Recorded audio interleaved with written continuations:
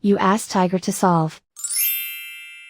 This deals with linear equations with one unknown. The final result is c equals 1. Let's solve it step by step. Group all c terms on the left side of the equation. Subtract 6c from both sides. Group like terms. Simplify the arithmetic.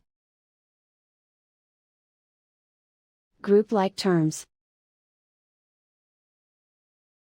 Simplify the arithmetic.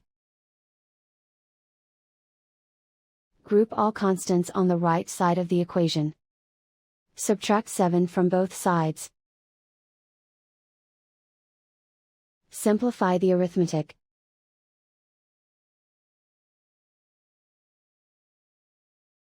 Isolate the c.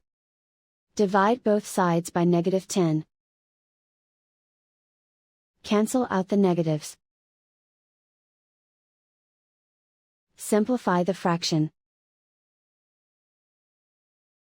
Cancel out the negatives. Simplify the fraction. And so the final result is c equals 1.